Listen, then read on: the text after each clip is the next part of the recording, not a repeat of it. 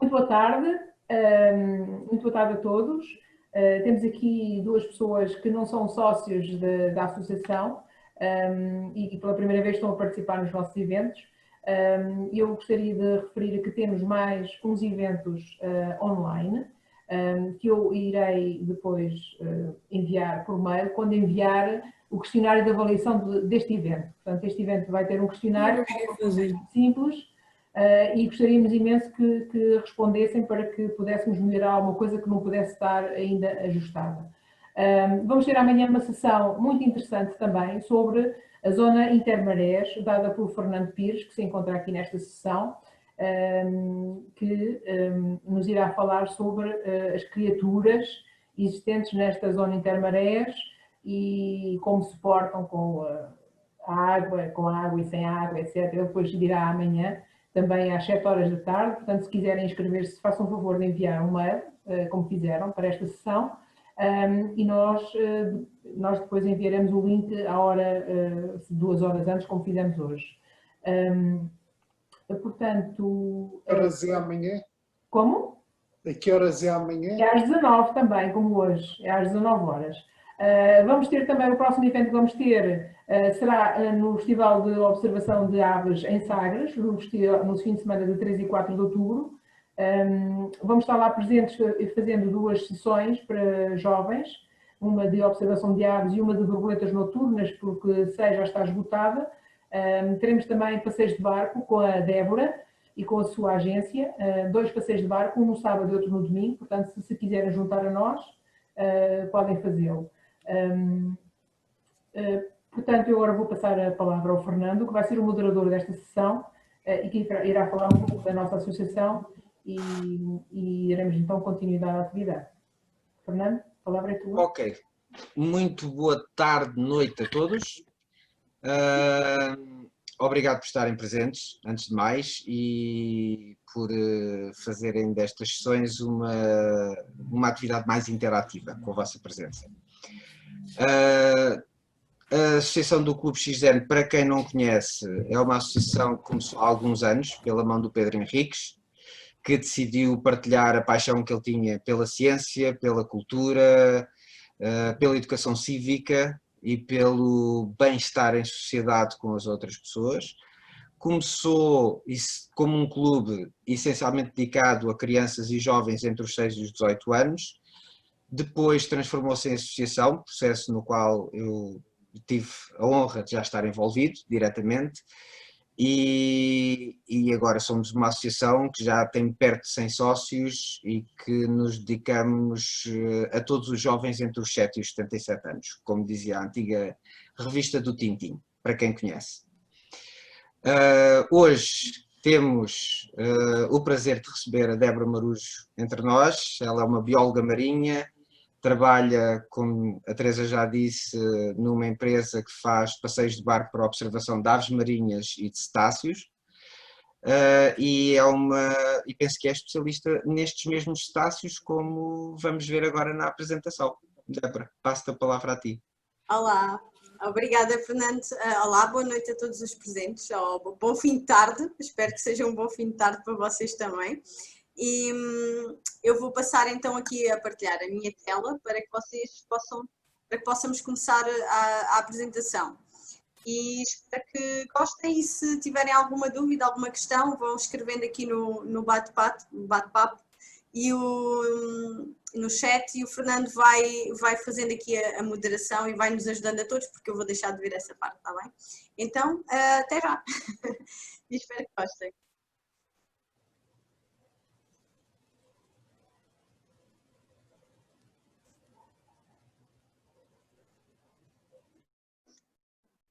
Então, o título da apresentação que eu vos vou falar chama-se Cetáceos entre mitos e verdades, porque existem sempre muitas curiosidades à volta destes animais. Vamos ver se nós conseguimos responder a algumas dessas questões. Para começar, eu gostava de vos perguntar o que era um cetáceo. Se alguém tem uma ideia do que é um cetáceo. Bem, eu vou continuar. Sim, não houve respostas. Não houve resposta, não faz mal. Um cetáceo é um mamífero marinho que se caracteriza por ter um corpo fusiforme, bastante hidrodinâmico. Mamífero aquático da Leonor Frade. Exato, um mamífero marinho que, por sua vez, é aquático também, está certo? Respira, o que é que os caracteriza? Para além da forma do corpo, ser fusiforme, é respirarem por pulmões, como qualquer mamífero, terem sangue quente, reproduzirem-se por gestação interna e, nomeadamente, amamentarem as suas crias e pela presença de dentes ou barbas. Okay? Posto isto, será que existem diferenças entre cetáceos e peixes? Então, vamos ver. Tenho aqui duas imagens. A de cima apresenta-nos um golfinho comum, é o nome desta espécie, e a de baixo é um tubarão, neste caso um tubarão branco. Então, algumas das diferenças entre os golfinhos e, neste caso, os peixes. Os peixes apresentam duas barbatanas dorsais, enquanto que os golfinhos e as baleias só apresentam uma barbatana dorsal. Okay? A barbatana caudal, no caso dos peixes, está na posição vertical e eles movem-se como se fosse uma cobra, como se fossem serpenteando, não é? Enquanto que os golfinhos movem-se na horizontal e têm a sua barbatana também na posição horizontal. Existe ainda esta grande diferença, os golfinhos golfinhos e baleias respiram por um orifício respiratório O2, e enquanto que os peixes respiram por guelras, ok? Não precisam de vir à superfície, fazem trocas gasosas diretamente com a água. E possuem ainda barbatanas pélvicas que os golfinhos não têm presentes. Posto isto, estas são todas as diferenças que existem, assim, mais notórias, físicas, obviamente, entre os golfinhos e os peixes, ok? Por isso um cetáceo não é um peixe, um golfinho não é um peixe. Os cetáceos no mundo. Existem atualmente cerca de 80 espécies identificadas, sendo que algumas delas ainda podem estar por descobrir. Existem subespécies de algumas espécies, por exemplo, as baleias anãs, existem pelo menos duas subespécies de baleias anãs, que são estas aqui, que têm uma manchinha na barbatana peitoral, uma manchinha branca. A subespécie não tem a manchinha branca. E por onde é que, em Portugal, mais especificamente, estão identificadas até ao momento 25 espécies, em que 7 delas são misticetes, ou seja, baleias, e 18 delas são odontocetes, ou seja, golfinhos, baleias de pico, cachalote, fazem parte de outras famílias de cetáceos. E por onde é que eles andam no mundo? Basicamente, os cetáceos andam pelo mundo inteiro, ok? É possível ver golfinhos e baleias nos oceanos, nos mares, em rios, nomeadamente em zonas de água doce também. Por isso, eles andam praticamente espalhados pelo mundo inteiro. Posto isto, espero que estejam prontos para um quiz sobre cetáceos, ok? Então, vamos a isso. Os cetáceos podem respirar debaixo d'água? Esta é a primeira questão. Pelo menos que me respondessem sim ou não, o que é que acham? Não. Não. A Leonor Frade também diz que não. A Associação do Clube XN, presumo que seja a Teresa, também diz que não. Sou eu. Então, A Rita Lança também diz que não, porque são mamíferos. exato, boa, é isso mesmo. Então, nós vamos falar só um bocadinho sobre esta questão. Nos cetáceos, o ato de respirar é consciente e voluntário. Tal como nós, quando damos um mergulho debaixo d'água, chega a um ponto em que nós pensamos que tem que vir à superfície para respirar, não é? Os cetáceos têm este pensamento constantemente, okay? Ao longo do seu dia e noite, obviamente, todo o tempo. Eles respiram por um orifício que se chama espiráculo, em que, como vocês conseguem ver na imagem mais à esquerda, se não estou enganada, do vosso ecrã, o espiráculo está aberto quando eles fazem as trocas gasosas e eles têm músculos muito fortes à volta do espiráculo que mantém o espiráculo fechado quando eles estão submersos, ok? Debaixo de água. No caso das baleias, de um só, eles têm dois espiráculos, ou seja, duas aberturas. É mesmo como se fosse uma regressão do nariz para o topo da cabeça. Ainda, para que vocês tenham uma ideia, os cetáceos eles conseguem renovar o oxigênio nos pulmões em cerca de 90%, enquanto que, por exemplo, nós, humanos, apenas fazemos em aproximadamente 15%. E eles têm uma caixa torácica que é muito expansível, ou seja, o que lhes permite armazenar estas grandes quantidades de ar nos pulmões. Os pulmões eles também têm muitos mais alvéolos, ou seja, permitem que estas trocas gasosas se façam muito rapidamente. Aqui é o exemplo de uma baleia comum a respirar, e elas, quando respiram, o sopro delas e a quantidade de ar que têm, de vapor de água que têm armazenado é tanta que acabam por, como se fosse, entre aspas, espirrar a superfície da água, e também o vapor de água que elas emanam dos pulmões, quando em contacto com a superfície, forma todo este spray, como se fosse um spray aqui à volta delas, que se chama bufo. Este spray de água, temos este nome específico, que é bufo, e é assim que elas executam as suas trocas gasosas. Sempre que vêm à superfície, elas dão uma golfada de ar fresco, assim dizer. E então, esta questão é falsa. Os cetáceos não conseguem respirar debaixo de água. Vamos passar aqui à próxima questão. Os cetáceos têm dedos. O que é que acham? Não.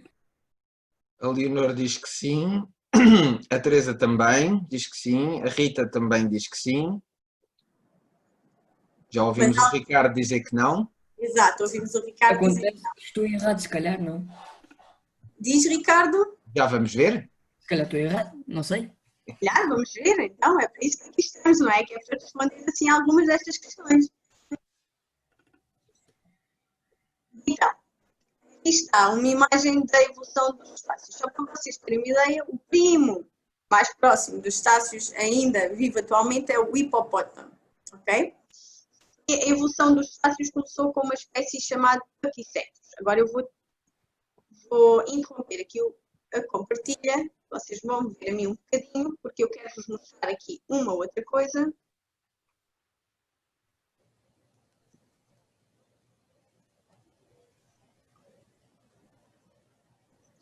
Quero vos mostrar aqui um pequeno vídeo. Estão todos a ver? Espero que sim. Então, esta espécie chamada Pachycetus, ele começou a ir caçar dentro de água, utilizar o meio aquático para se alimentar, sobretudo. E, como vão vendo ao longo do tempo, as suas características foram sendo alteradas. Obviamente que esta evolução foi muito lenta, não é? Então, o que acontece é que ele começou a desenvolver a natação, e os membros posteriores começaram a perder função ao longo do tempo. A coluna vertebral começou a ganhar uma estrutura mais forte e consistente, e o rosto, ou seja, o crânio, começou a ter uma forma cada vez mais alongada. Eles foram passando a ficar debaixo d'água e submersos cada vez também um maior período de tempo, e a conseguirem ir até profundidades superiores. Então, ao longo do tempo, fomos conseguindo ver estas modificações em que os seus membros posteriores foram ficando mais encurtados e mais junto ao corpo, e ganhando a forma de barbatanas peitorais, como nós nos chamamos.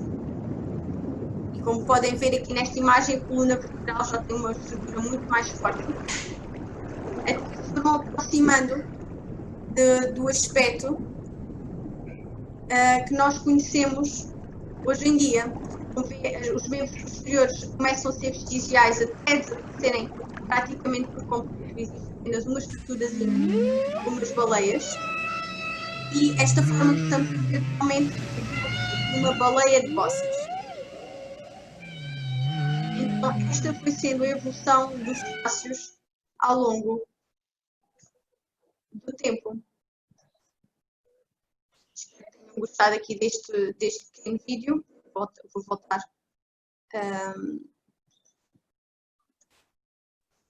à apresentação.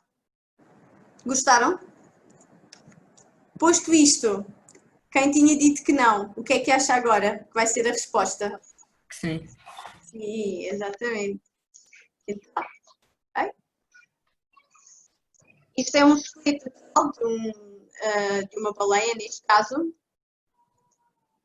E podem ver que, por exemplo, aqui no caso do golfinho, que tem todos, comparando com o humano, tem todos os mesmos ossos que nós temos nos nossos braços, mas com estruturas ligeiramente alteradas, nomeadamente aqui a zona da mão. Por isso, sim, a resposta final é aquela que vocês já tinham dado, corretamente, os cetáceos têm dedos. Okay? Vamos à próxima. E então, e os golfinhos? Têm bigodes? E esta agora? Sim, da Teresa. Se calhar, acho que sim. Sim, do Jorge. Sim, da Leonor. O Ricardo também já respondeu que sim. Exatamente. Então, posto isto e Não da Emília. Ai, o não da Emília. Ok, Não ok. da Eugénia, que são as filhas da Rita. Vamos ver, posto o vídeo que vimos anteriormente, em que, como percebemos, os cetáceos foram a evolução de mamíferos terrestres que se readaptaram ao meio aquático, os golfinhos, sim, nascem com bigodes. Isto é aqui uma cria de um golfinho roache. E eles nascem com uns bigodinhos, parecem uns bigodes de gato, assim, uns pelinhos só à volta do bico. E depois, passado um pouco tempo, eles perdem e ficam só mesmo com o folículo. Okay? Ficam como um furinho que demonstra a presença desse mesmo pelo. Sendo assim, esta questão é verdadeira. Okay? Vamos passar à próxima. E os golfinhos? São criaturas lindas e amáveis, como todos nós achamos e pensamos. O que é que acham? Qual é a vossa Isso opinião? depende do ponto de vista. Exato, depende do ponto de vista. Olha, uma boa Para os resposta. peixes, não por isso. Exatamente, para os peixes podem não ser muito amáveis, sim. E mais respostas? A Teresa disse que às vezes. O Jorge disse que lindos, sem dúvida. A Leonor diz bem visto.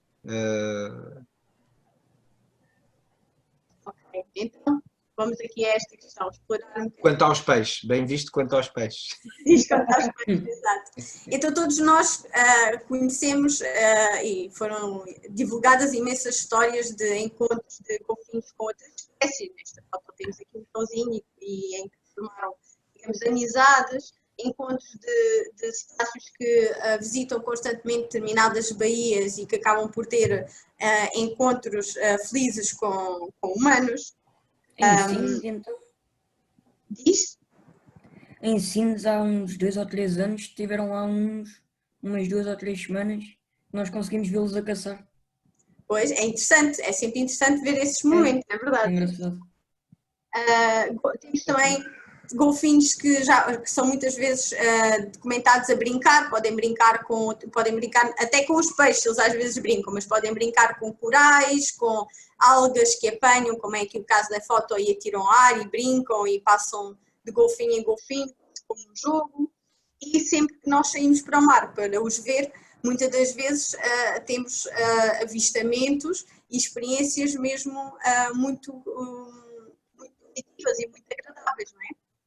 No entanto, tal como já aqui foi referido, os golfinhos têm que pensar também, não é? Eles são predadores de topo, não nos vamos esquecer disto. Eles vivem em grupos sociais. E o facto de eles viverem em grupos sociais e de serem animais sociais faz com que eles também sejam territoriais. Algumas espécies e outras, mas isto quer dizer que eles definem o seu próprio território. Existem, nomeadamente, algumas espécies, como é o caso aqui destes golfinhos que nós chamamos de grampos.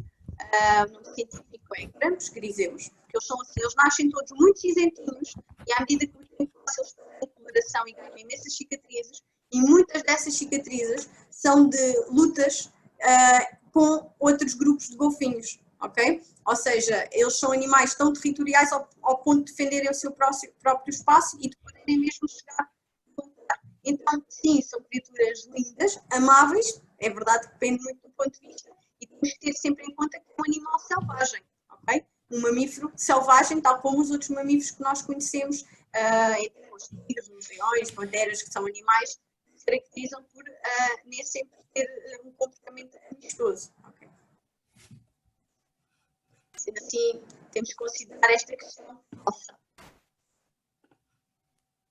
E os golfinhos? Dão-nos uns aos outros? Sim.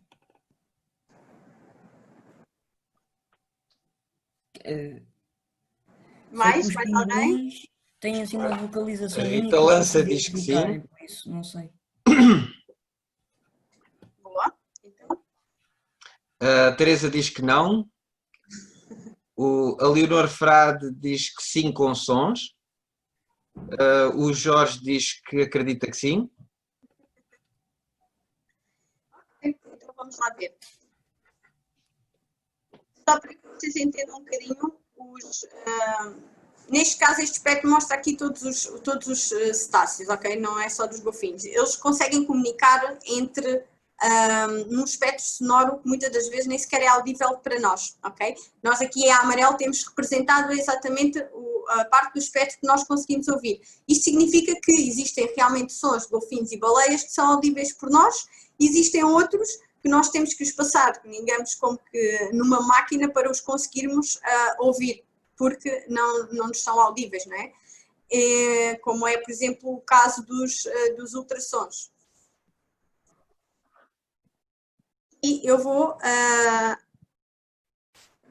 aqui mais uma vez interromper. Esperem só um bocadinho. Vou-vos falar primeiro aqui um bocadinho do tipo de sons que os golfinhos e que as baleias podem emitir. Eles podem vocalizar por assobios, podem fazê-lo também através de grunhidos, choros, berros e estalos, estalitos, que eles utilizam são cliques, que eles utilizam para fazer ecolocalização. E ecolocalização é extremamente importante para estas espécies, porque é através deste sistema que eles conseguem, principalmente em profundidades superiores em que a visibilidade é muito pouca, muito reduzida, que eles conseguem perceber o que é que se passa em seu redor, conseguem fazer uma fotografia mental daquilo que os está a envolver, emitida em sons. Os sons vão, batem num objeto, em peixes, em rochas, em navios afundados, no que for que estiver diante deles, e eles, ao receberem a vibração do som, conseguem perceber a que distância estão de um determinado objeto, a dimensão desse objeto, até o tipo, se é uma rocha, se é areia, se é peixe, no caso deles andarem, por exemplo, à procura de alimento. Este mesmo sistema é utilizado pelos morcegos também e pelos nossos submarinos, nos sistemas de radar. Então, esta questão é verdadeira. Os golfinhos podem dar nomes uns aos outros. E porquê? Porque eles, quando estão, sobretudo com os assobios e alguns grunhidos, eles utilizam a mesma vocalização consecutivamente. E já foram feitas algumas experiências em que foi reproduzido, foram gravados sons emitidos pelos golfinhos e foram reproduzidos esses mesmos sons para ver quais deles é que respondiam. E realmente eles respondem a determinadas sequências sonoras como se fosse o seu nome. Então esta resposta é verdadeira. Eu quero aqui partilhar com vocês também alguns dos... vou interromper aqui mais uma vez e partilhar convosco alguns dos sons que os cetáceos podem emitir, só para vocês terem uma ideia de como é que podem ser. Vou-vos dar aqui o exemplo, por exemplo, de uma orca.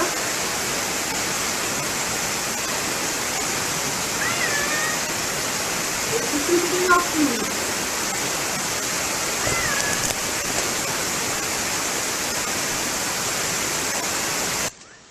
era uma ação, digamos assim, são localizações entre elas, as localizações.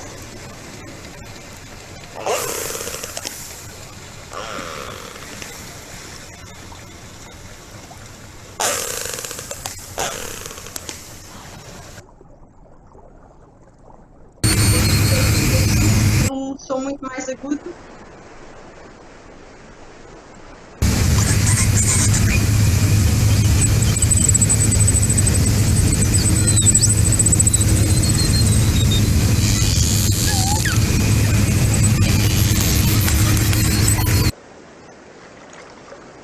E também aqui de uma baleia de bossas, o som mítico que todos conhecemos.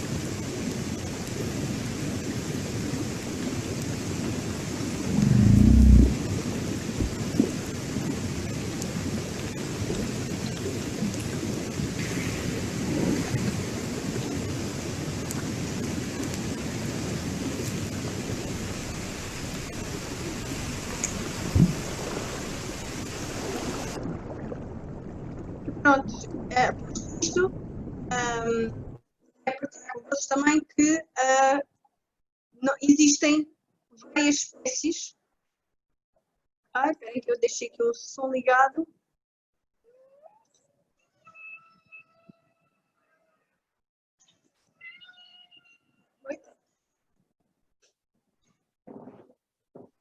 Existem várias espécies que cantam, por assim dizer, não é única e exclusivamente, não são única e exclusivamente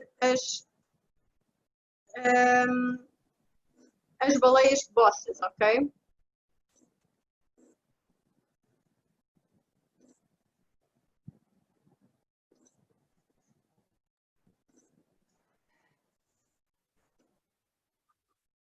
Peço desculpa, isto aqui andou um pouco para trás. Então, tal como já tínhamos dito, esta questão, a resposta é verdade. Os golfinhos podem dar nomes uns aos outros. Passamos à próxima. E os cetáceos aguentam 2 horas sem respirar? O que é que me dizem? Conhecem algum? Sabem de algum cetáceo que possa aguentar 2 horas sem respirar? Sim, podem escrever aí o nome. A Teresa diz que não.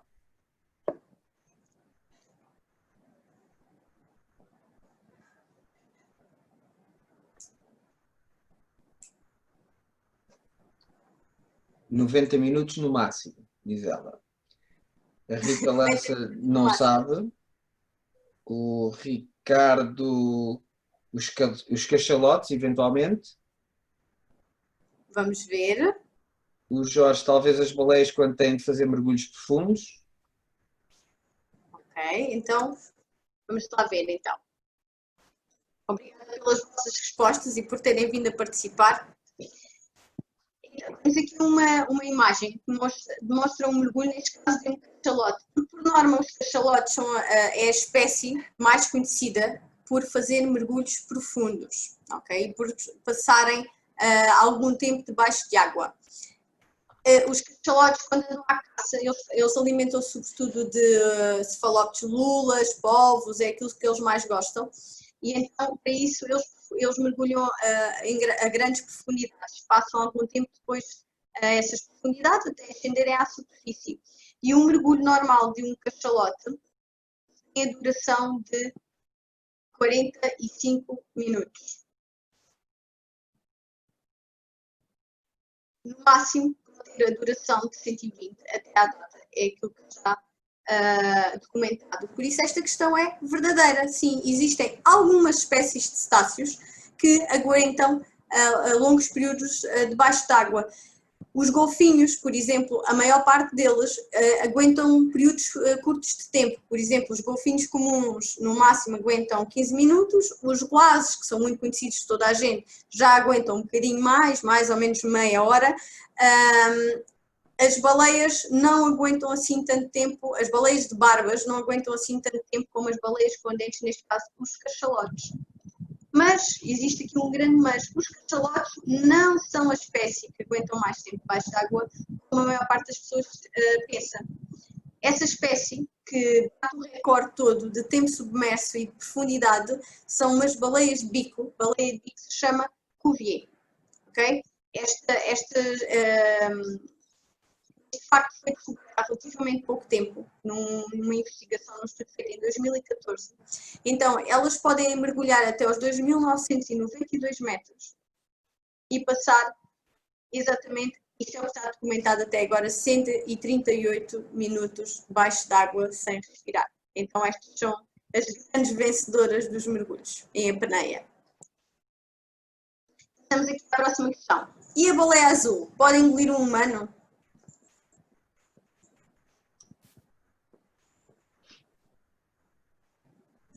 Da Teresa, não. A Teresa não vale.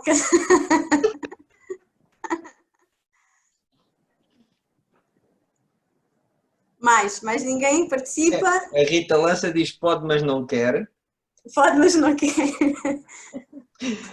O Jorge diz que penso que só come plâncton. A Leonora diz que não me parece por causa das barbas. O Ricardo, conseguir não sei agora, poder é outra coisa.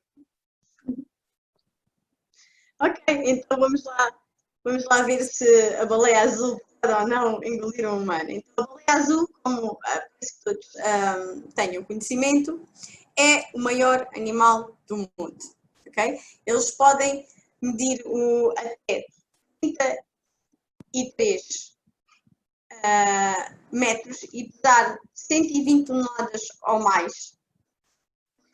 Aqui mais alguns factos curiosos. Os recém-nascidos já nascem com 7 metros e podem engordar por dia 91 quilos, por isso imaginem. O sopro, o bufo que eu vos falei há bocado de uma baleia azul pode atingir a altura de 9 metros.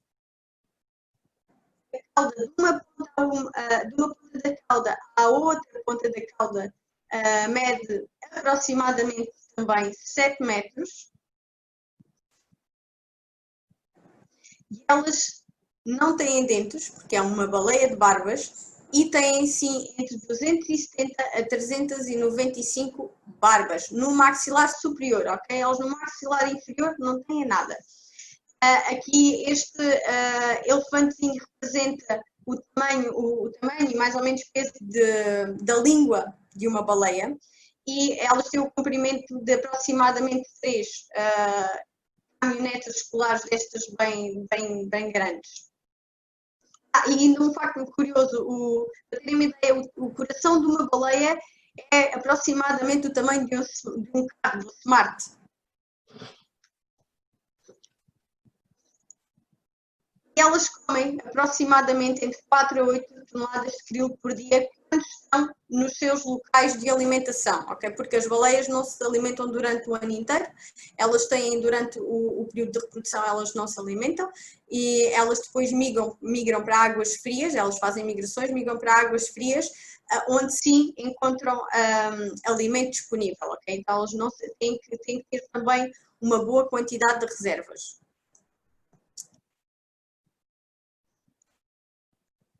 Aqui uma imagem de uma baleia alimentar-se, ou seja, elas abrem a boca, metem uma quantidade enorme de água com krill dentro da boca, elas têm umas pregas no maxilar inferior que estendem, permitem assim que elas abocanhem muita quantidade de água e alimento ao mesmo tempo. Depois cerram a boca e com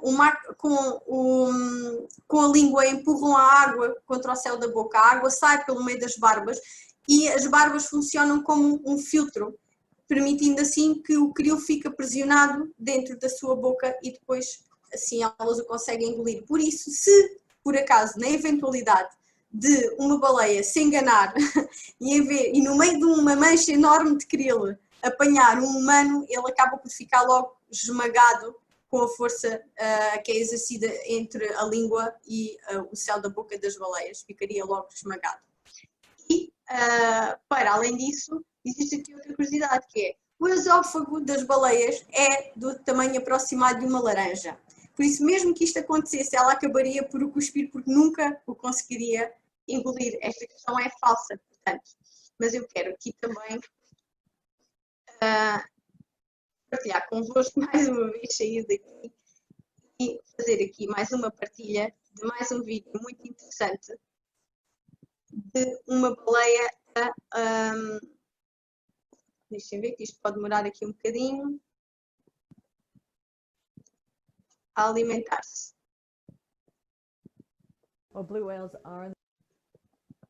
São baleias azuis. E aqui vamos ver umas. Aqui, até podem ver, é engraçado esta imagem que é uma fêmea com uma cria.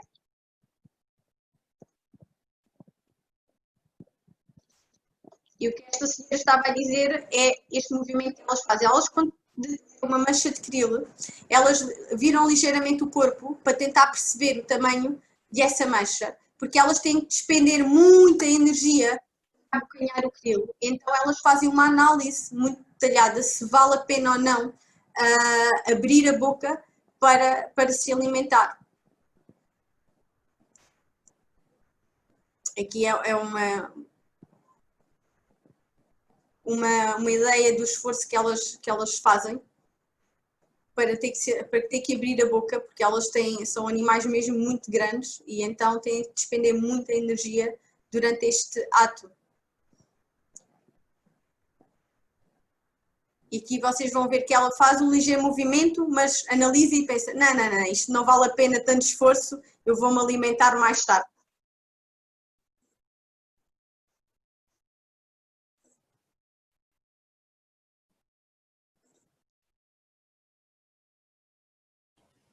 Muito interessante. Obrigada. Vou aqui voltar a partilhar a apresentação, que agora andou aqui um pouco para trás. Tenham gostado do vídeo? Gostaram? Sim. Passando aqui à próxima questão. E as orcas? São baleias assassinas? O que é que acham?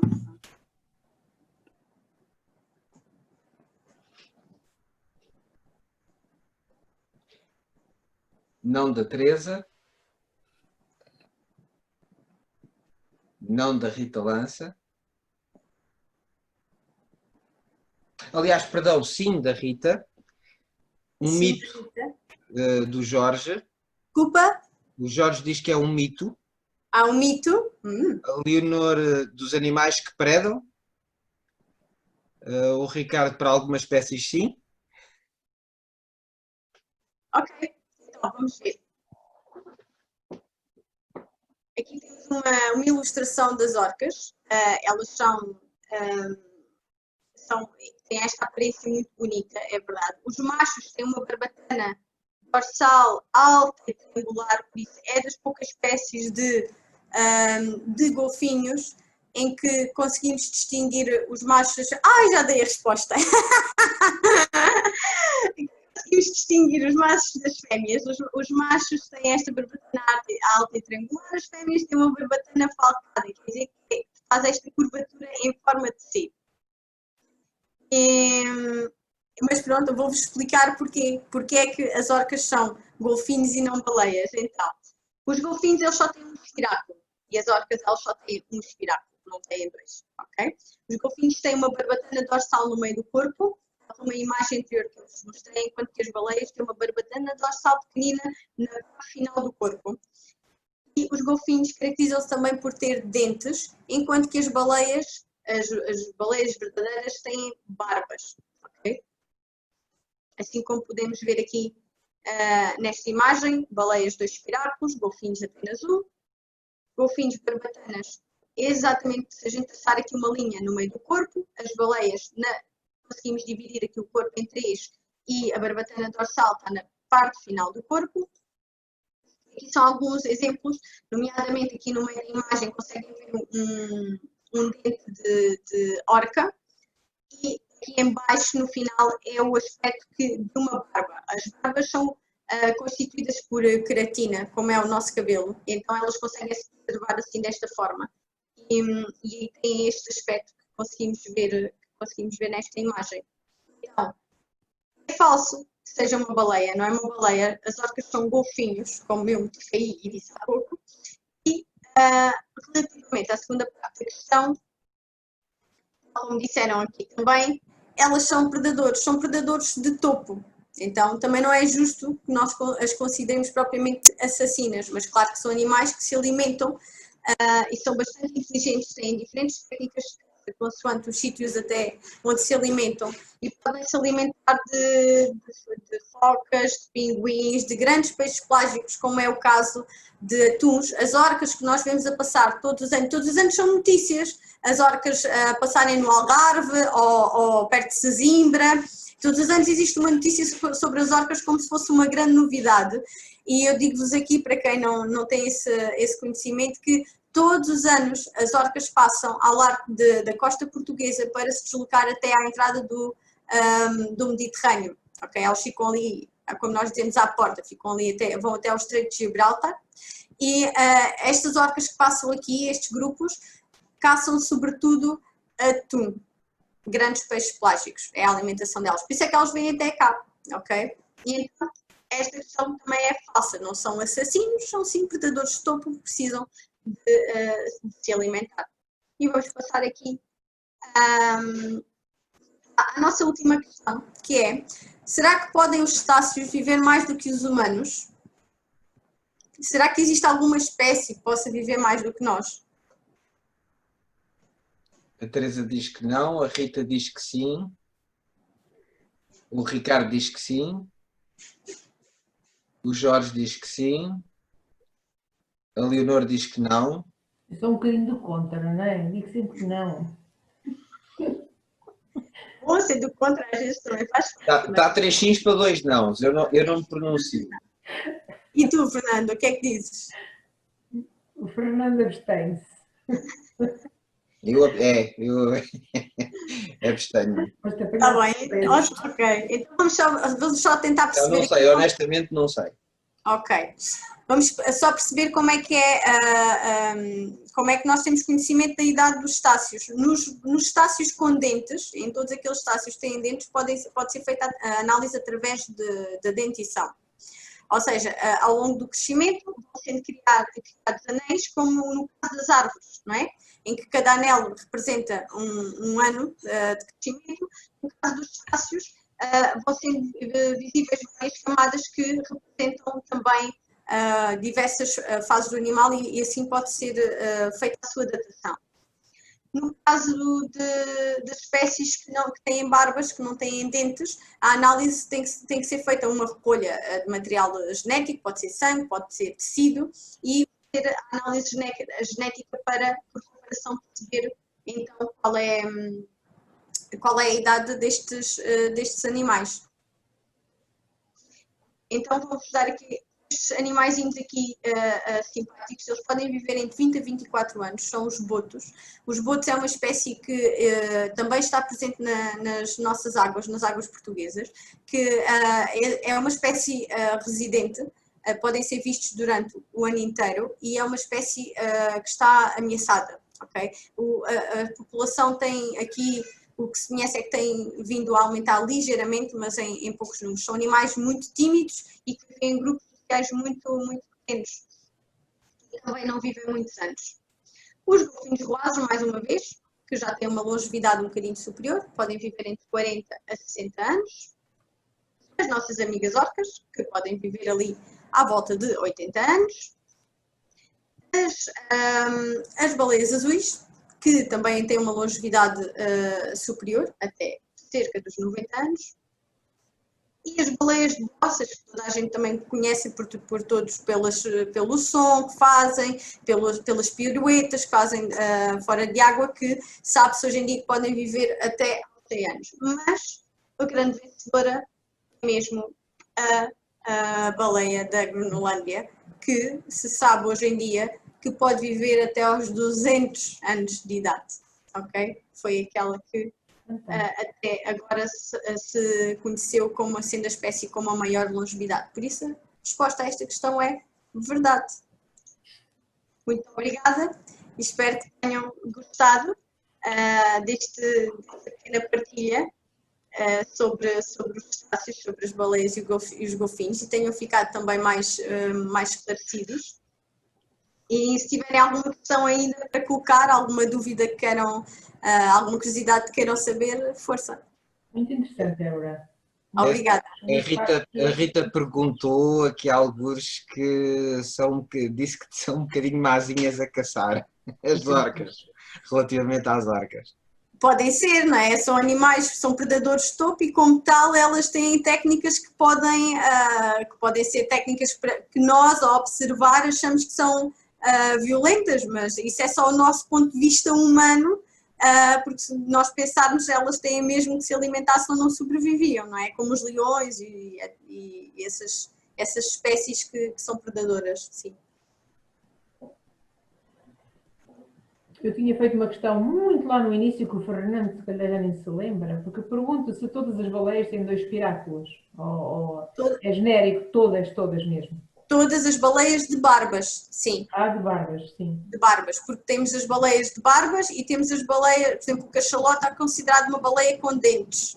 Sim. Então só tem um espiráculo, porque pertence a uma subordem diferente que se chama Odontoceti, ok? Então todos os cetáceos que pertencem à subordem Odontoceti só têm um único espiráculo, os restantes têm 2 e pertencem à subordem Mysticeti.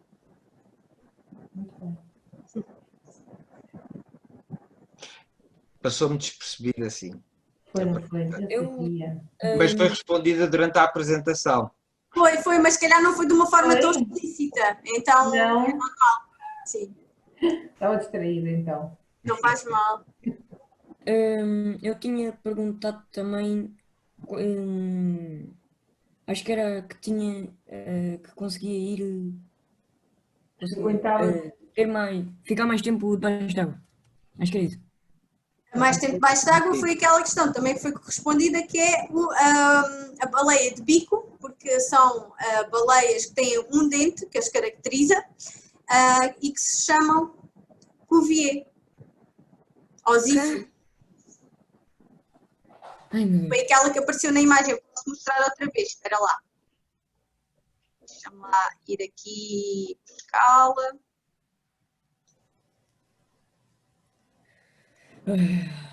Espera aí.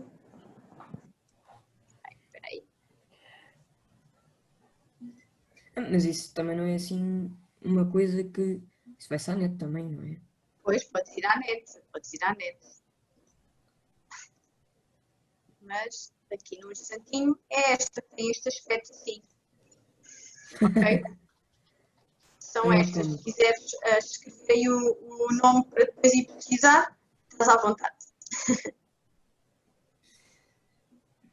Obrigado. Nada.